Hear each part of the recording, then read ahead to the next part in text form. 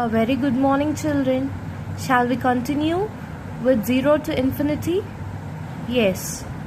As I already gave you a brief just about the lesson, here this lesson speaks about the experiences of Ramanujan.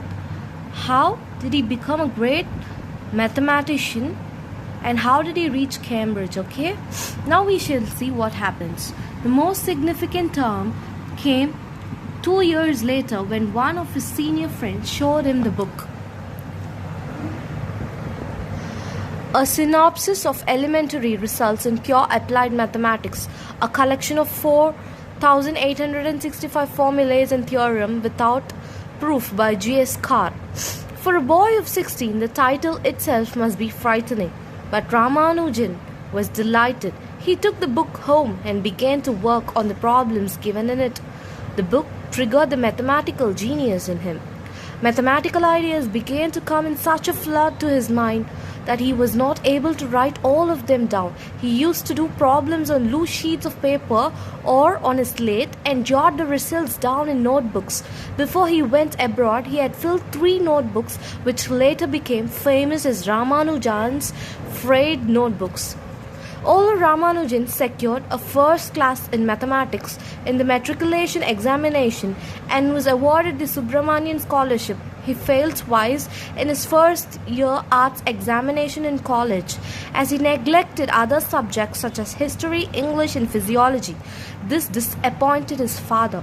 When he found the boys always scribbling numbers and not doing much else, he thought Ramanujan had gone mad. Ramanujan began to look for a job. He had to find money not only for food but for papers as well. To do his calculations, he needed about 2,000 sheets of papers every month. Ramanujan started using even scraps of paper he found lying on streets. Sometimes he used a red pen to write over what was written in blue ink on the piece of paper he had picked up. Unkept and uncouth, he would visit offices showing everyone his frayed notebooks and telling them that he knew mathematics and could do a clerical job. But no one could understand what was written in the notebooks, and his applications for jobs were turned down. Luckily for him, he at last found someone who was impressed by his notebooks. He was the director of Madras Port Trust, Francis Spring, and he gave Ramanujan a clerical job on a monthly salary of Rs 25. Later, some teachers and educationists interested in mathematics initiated a move to provide Ramanujan with a research fellowship on May 1, 1913.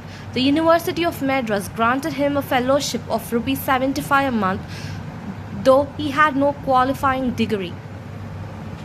A few months earlier, Ramanujan had sent a letter to great mathematician G. H. Hardy of Cambridge University, in which he set out 120 theorems and formulae. Among them was what is known as Riemann series, a topic in the definite integral of calculus.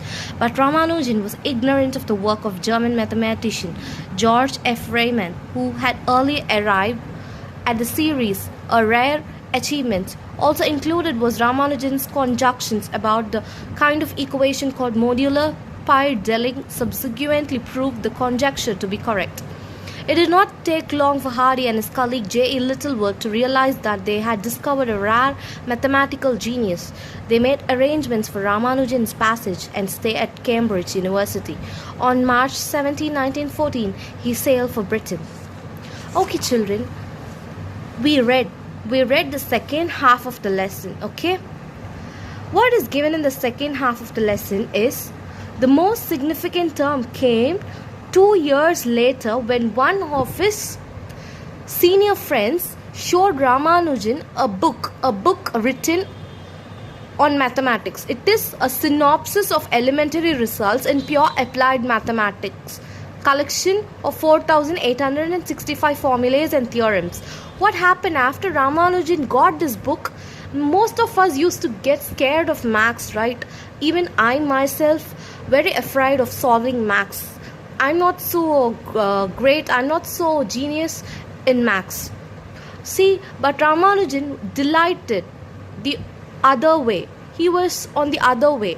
he got the book and he was delighted, which means he got happy, and he started solving all of the problems. He took the book to home and he worked out all the problems given in it, and this particular book is the book which triggered the mathematical genius in him. Okay, this particular book inspired him. Okay, mathematical ideas began to come in such a flood to his mind that he was not able to write all of them down. He used to do problems on loose sheets of paper or on a slate and jot the results down in notebooks. See, he was very poor, right? So he did not have even loose sheets to calculate all the problems. So he just wrote them in slate and jot the results in a notebook. Okay, before he went abroad, he had filled 3 notebooks. All these books became Ramanujan's Freud notebooks. Okay, although Ramanujan secured a first class in mathematics, he failed in arts like English, history, and physiology.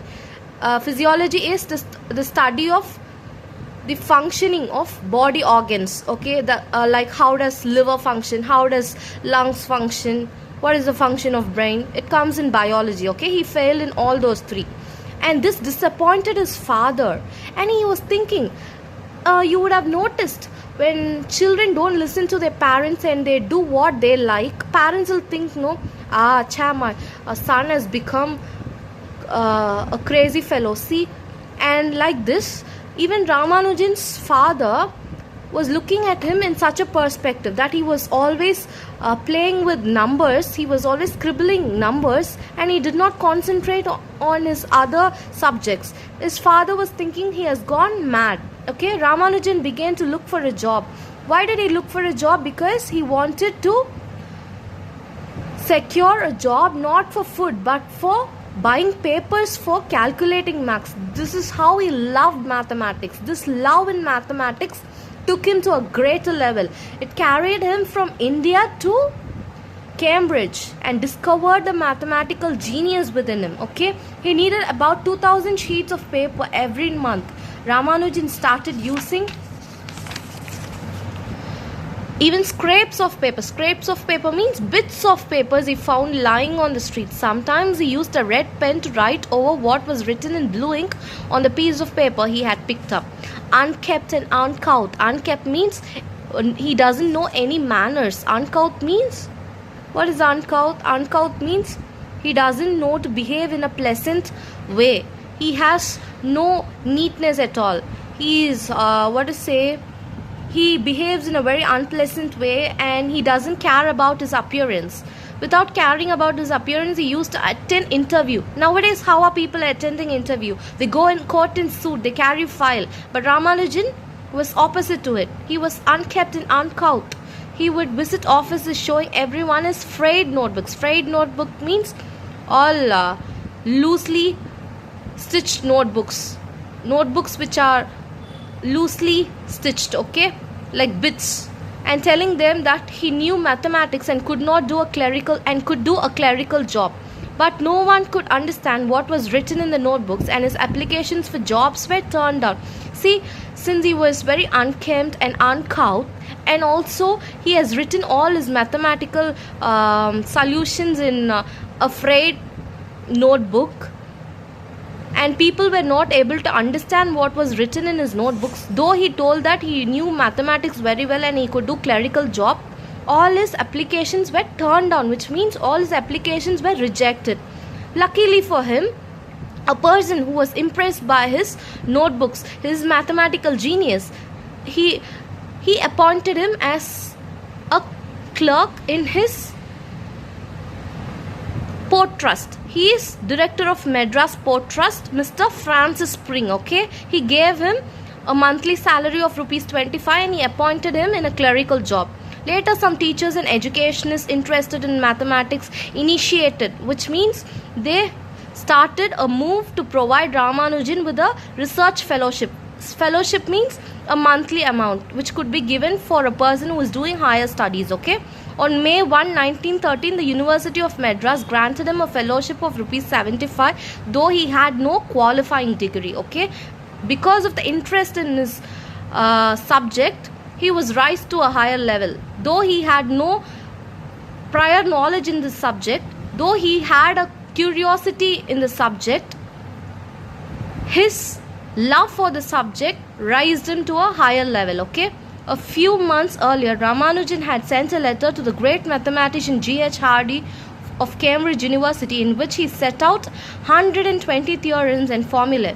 Among them was what is known as Riemann series. Riemann series, a topic in the definite integral of calculus. He is now writing a letter telling that he is able to solve some problems in mathematics and he has a good thirst for mathematics. Okay, but he was ignorant about some few topics in mathematics because he had no prior knowledge about mathematics. He did not have any formal education in that particular subject. Okay, also it did not take long time for Hardy and his colleague J.E. Littlewood. These are the two important persons in this biography. They are the two important people who contributed for the success of Ramanujan, who discovered the mathematical genius in him, who gave an opportunity for him in Cambridge and were co-researchers. Okay, they accompanied him in Cambridge. Okay, they made arrangements for Ramanujan's passage and stay at Cambridge University on March 17, 1914.